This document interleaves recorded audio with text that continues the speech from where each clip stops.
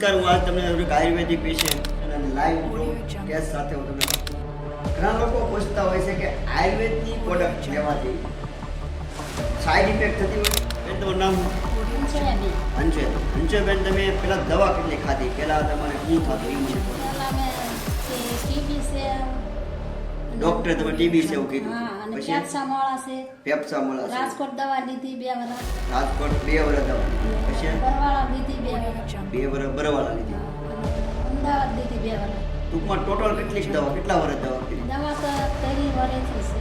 20-30 વર્ષથી તમે દવાઓ હા દવાને ઉપર રહ્યા હતા. હા, દવા ઉપર ઉતરાડ આવે, કફ નીકળે, ઉતરાડ વિડીયો સુવાસ પર- ઘોડે સડતું તો કામ નથી કર્યું. પેલા ઠાક બહુ ખવાતું નહોતું, શરીર નહોતું સારું, એટલે શરીર હાવ લૂઝ થઈ ગયું મારું.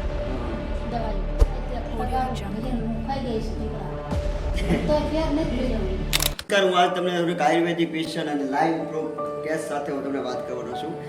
ઘણા લોકો પૂછતા હોય છે કે આયુર્વેદની પ્રોડક્ટ લેવાથી સાઈડ ઇફેક્ટ થતી હોય. તો હું તમને કહું કે આયુર્વેદનો ઇતિહાસ રહેલો છે કે આજ સુધીમાં આયુર્વેદિક વસ્તુ લઈને કોઈ મર્યું હોય એવો કોઈ દાખલો આ તમે વિચારો સાબા કરે છે પણ નથી શકતો. એલોપેથિકની ઘણી બધી વાત છે. બરાબર, મારી પાસે જ એક આયુર્વેદથી ઠીક થયેલા મારી છે. બેન તમારું નામ?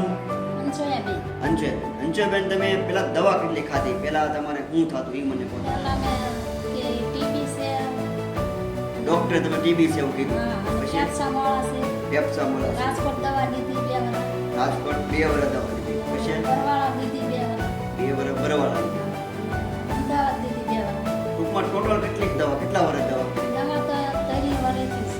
20-30 વર્ષથી તમે દવાઓ હા દવાને ઉપર રહ્યા હતા. હા, દવા ઉપર જ રહું છું. હા, હા. તો તમને થાતું હું પેલા ઉધરાડ આવે, કફ નીકળે, ઉધરા કફ ને ઉધરા. પછી તમે મારી પાસે આવ્યા, બરોબર ને? હા. કેટલા મહિના પહેલા આવ્યા? 2 મહિના થયા, બે 3 મહિના મહિના. ચાલુ છે. 2 મહિના તમે મારી પાસે આવ્યા, મેં તમને 2-3 વસ્તુ આપી હતી, બરોબર? એ આયુર્વેદિક એ તમે લીધી.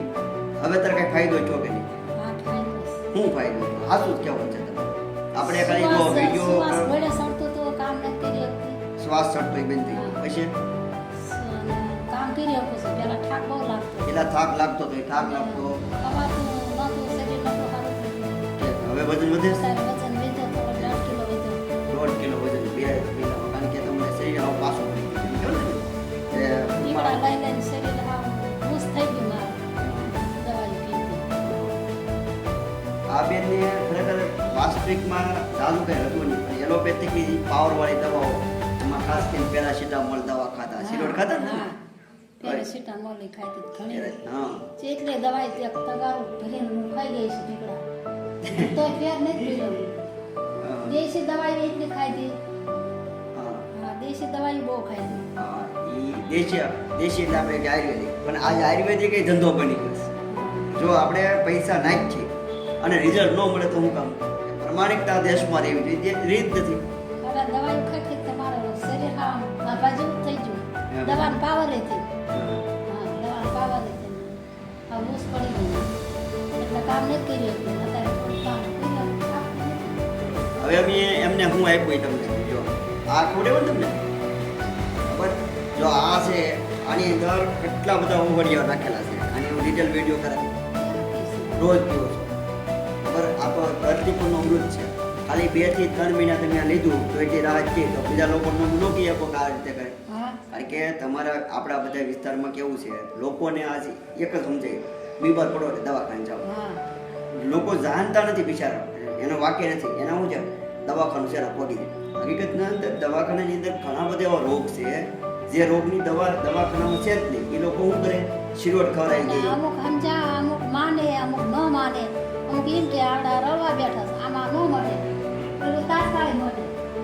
આ બધાને દર્દી લેવું બસ હોય. ઈ અમારે ઈ જે માનસિકતા છે એ જ ફેરવે છે. હા, અમારા આરસીએમનું ધ્યાન એટલે હું છે બીજું કાંઈ નથી. લોકોની માનસિકતા ફેરવે છે કે ભાઈ એકલા તમે દવાખાને જાઓ એની કરતાં શરીરને સારું રાખો, વેલ મેન્ટેન રાખો, પહેલેથી સારા વસ્તુ રાખો. મેં તમને બધા કીધું સારું જ છે. હા, હા, મેં તમને કીધું ને ખાવાનું તેલ બદલો, તમારે બદલાવાનું છે.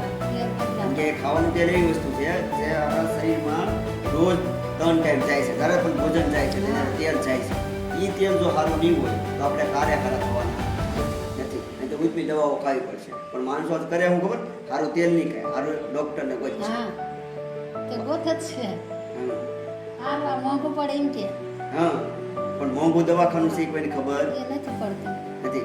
કેવું કરે ખબર સારો સામાન સસ્તો બદલે આમાં જ્યાં શું પણ રૂપિયાવાળા છે એ નથી આ ફેરવતા જો એટલે રૂપિયાવાળા બીમાર છે ને.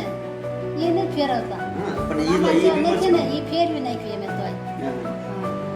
જો આપણને એટલી ખબર રૂપિયાવાળા હોય કે ન હોય શરીરથી વધારે કોઈ મોટી મૂડી છે નહીં. કારણ કે સૌથી મોટી મૂડી તો ઘણી વાર તો ઘરેણું હોય ને ઘરેણું એટલે કેટલું હસવું પડે ખબર બહુ કિંમતી હોય એટલે કેવા તિજોરીમાં રાખી.